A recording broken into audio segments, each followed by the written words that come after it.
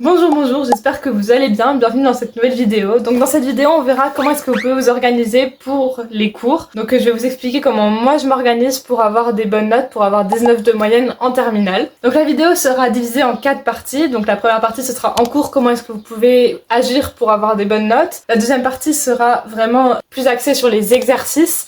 Donc comment est-ce que vous pouvez gérer vos exercices, gérer votre temps à la maison pour vous avancer. Et il y aura la partie ensuite contrôle, donc comment est-ce que vous pouvez réviser pour un contrôle vraiment à l'avance. Et il y aura également la partie examen, comment est-ce que vous pouvez réviser pour vos examens, que ce soit le bac, les partiels ou le brevet du coup. Mais avant de commencer, je me présente, je m'appelle Sarah, je suis en terminale et Et sur cette chaîne, tu pourras retrouver plein de choses. Des vidéos pour les cours, donc comme celle-là, mais également des vidéos de ma vie personnelle, comme des vlogs, etc. En fait, c'est vraiment aléatoire parce que je suis très indécise sur ce que je veux faire dans cette chaîne. Bref, commençons parce que je vais pas te faire perdre ton temps plus longtemps que ça. Qu'est-ce que tu peux faire en cours pour avoir des bonnes notes, pour déjà t'organiser bien et avoir du temps libre après les cours? En cours, la chose la plus importante à faire, c'est d'écouter. Alors oui, je le répète dans toutes mes vidéos, vraiment, mais c'est le truc le plus important à faire. Si tu écoutes en cours, ça fait les 3/4 du travail. Mais vraiment, je pèse mes mots. Ou je ne pèse pas. J'ai jamais compris ce proverbe, je comprends pas dans quel sens ça va.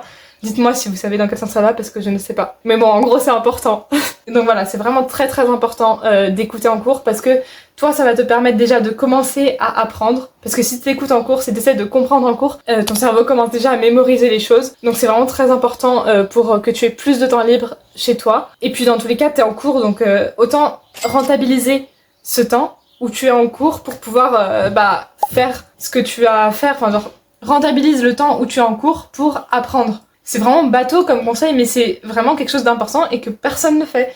En cours, combien de personnes sont vraiment attentives à ce qui se passe en cours? Pas beaucoup. Essayez d'être un maximum attentif parce que ça va vous faire gagner, mais vraiment des heures. Donc voilà, en cours, vous pouvez être attentif. Ce que vous pouvez faire aussi, ce que je fais, c'est que je prends des notes en cours. Ça me permet vraiment de rester attentive au cours. Parce que quand je prends des notes, du coup j'écoute ce que le prof dit et je fais pas autre chose, je fais pas du bavardage avec mon ami à côté de moi. Deuxièmement, ça me permet quand je révise chez moi ou quand je travaille chez moi de réviser activement et de revoir ce que j'ai pris comme notes. Parce que quand je prends des notes, je prends dans mes propres mots, donc c'est peut-être des fois plus simple que ce que le prof dit. Genre par exemple en philo, ce que je fais, c'est que je prends des notes parce que les cours du prof des fois sont un peu compliqués. La façon dont c'est dit, c'est compliqué.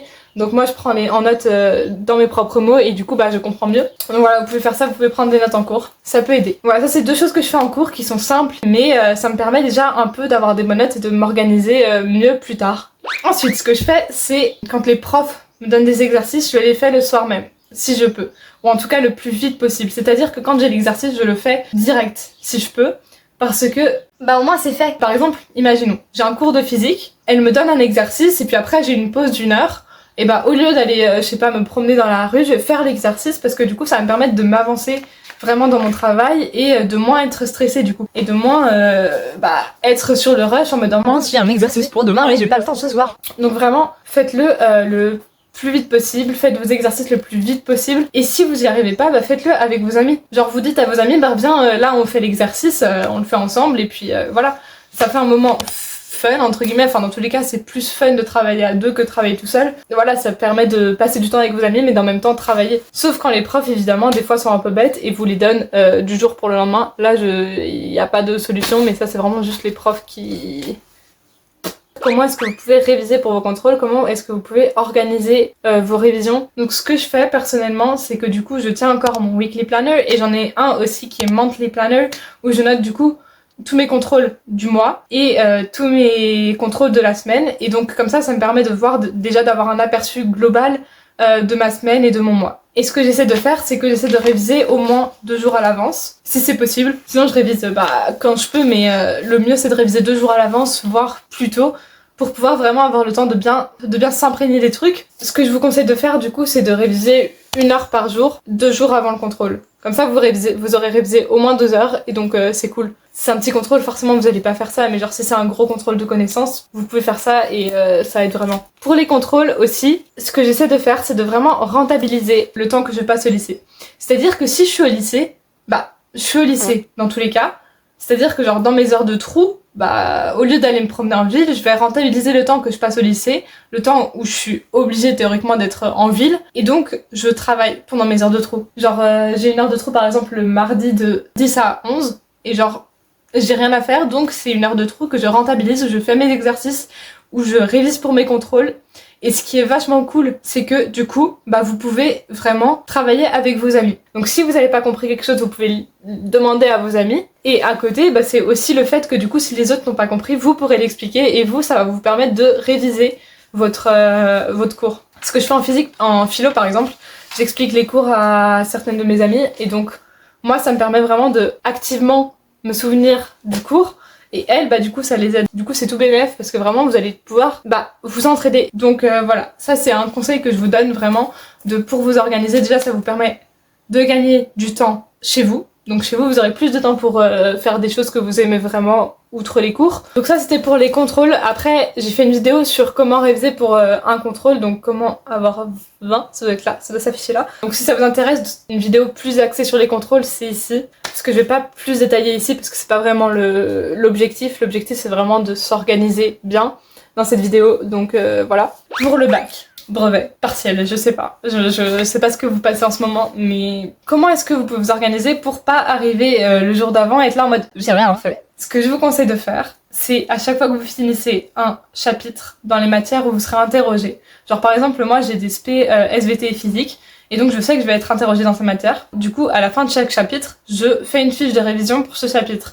Une fiche de révision qui va résumer la globalité de ce qu'on a vu et qui va être assez complète pour que j'ai pas besoin de ressortir mon cours pour réviser. Vous, ça vous permet de réviser pour vos contrôles parce que souvent à la fin du chapitre, du coup, les profs vous disent on a un contrôle. Donc pour le contrôle, moi je fais la fiche de révision, mais je révise pas avec la fiche de révision. Ça me permet juste de préparer mes révisions pour le bac. Donc vraiment, ce que je vous conseille de faire, c'est de vous avancer tout au long de l'année. À chaque fois que vous avez un chapitre, je sais que ça prend du temps, mais c'est du temps investi. C'est-à-dire que si vous avez passé du temps à faire ça maintenant, ce sera du temps qui sera gagné quand vous ferez vos révisions. Parce que vous n'aurez pas à chercher dans le chapitre où est l'information, etc. Ça sera tout sur une fiche de révision. Et sachant que quand vous serez au bac, vous serez plus du tout dans le mood du chapitre où vous êtes maintenant.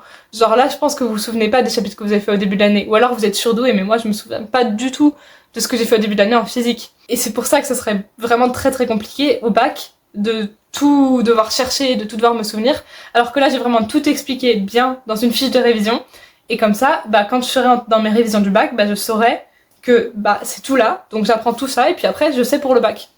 Voilà. Et c'est pareil du coup pour le brevet ou pour les partiels, ce que je vous conseille de faire, c'est vraiment des révisions cadrées quoi. Et il faut une certaine discipline, mais vraiment, ça va marcher. Mais bon, du coup, voilà, pour le bac, c'est ce que je fais. Ce que je fais aussi, c'est que... alors ça, il faut que vous ayez des amis qui soient motivés pour ça aussi. En philo, du coup, ils me demandent de faire des résumés audio du cours. Et du coup, moi, ça me permet de réviser, et puis comme ça, je les aurai pour la fin de l'année, mes explications.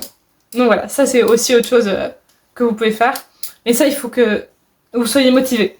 Bref, voilà, je pense qu'on a fini pour cette vidéo. Donc en gros, si on récapitule, en cours, vous écoutez, vous prenez des notes. Les exercices, vous les faites dès que vous pouvez. Les contrôles, vous révisez 2 jours avant et de préférence en cours, genre au lycée, pour pouvoir rentabiliser le temps. Et le bac, vous révisez tout au long de l'année. Voilà, donc ça c'est mon organisation. J'espère que cette vidéo vous aura plu. Si c'est le cas, n'hésitez pas à la liker, commenter et vous abonner. C'est gratuit et puis moi, ça m'aide beaucoup. Merci d'avoir regardé. À bientôt, à la semaine prochaine.